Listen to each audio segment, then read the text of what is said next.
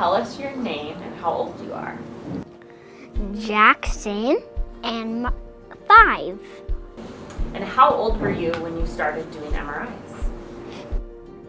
4-ish. Yeah, Jack's had maybe 8 or 10 MRIs so far, and he's done it a lot of different ways. He's done it with sedation, without sedation, and now without sedation with the glasses. An MRI is a imaging machine that uses very large magnets to take images of the inside of the body.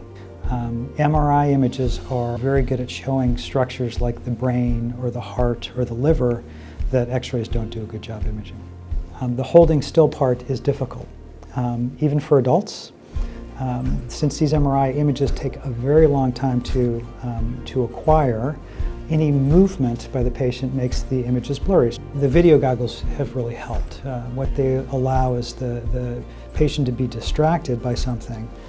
It allows us to do these procedures without sedating the patients. They put the goggles on and then you got to watch the movie while they were doing their head pictures. Before the MRI starts, he's always a little bit nervous because it's something that's hard. It's hard, it's a little bit stressful.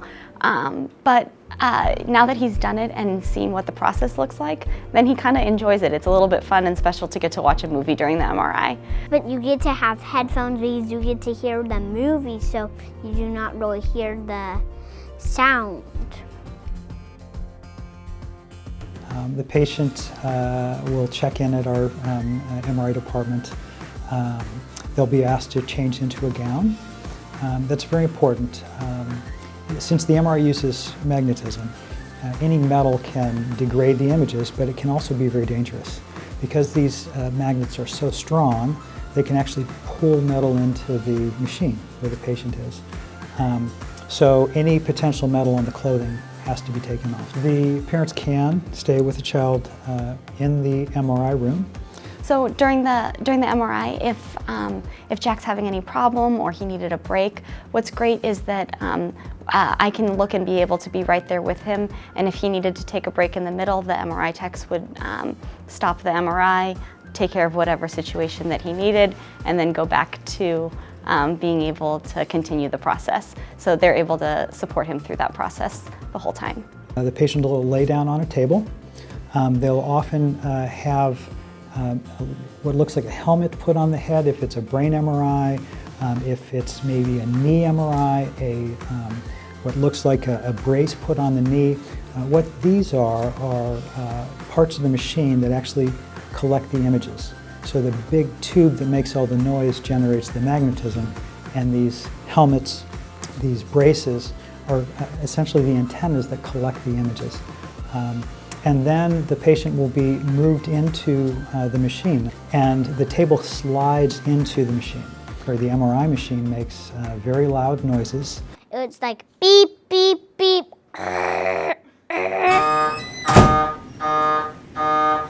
And it really surprises people who have not been exposed to an MRI before how loud it can be. So while in the MRI scanner, the patient will be given like a squeezy ball, which is a chime for the technologist. So the child can squeeze the ball, alert the technologist that they want to talk to the technologist. All right, Jack, do you hear me? Oh, great! That's awesome. Are you liking your movie you're watching? Thank you. So when we started, Jack wasn't necessarily able to sit and watch an entire movie.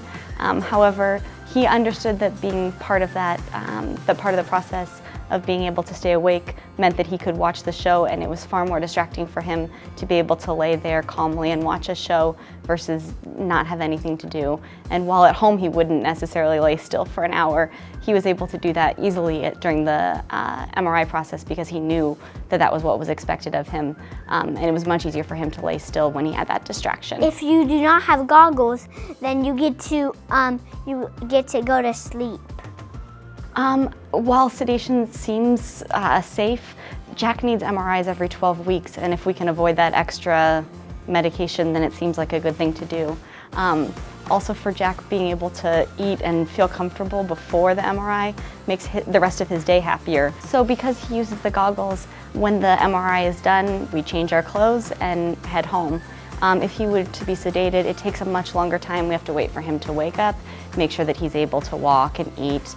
And then the rest of the day, he feels fine, but we always want us to be cautious, and so he could be a little tired or groggy or clumsy, and so we sort of have to lay low for the rest of the day. Whereas with using the goggles, it's just like any appointment. When the appointment's done, we get in the car and go home. At Kaiser Santa Clara, we have a child's life specialist who works with our pediatric patients, and for a child who's going to experience a first MRI, your provider can put in a consult for the family and the child to meet with the child life specialist and to talk about what the MRI scan will be like, to go visit the scanner, to hear some of the sounds. And I think that that is a great way to get the child and potentially the parents, if they've never been in an MRI, a sense of what the child will experience the day of the test.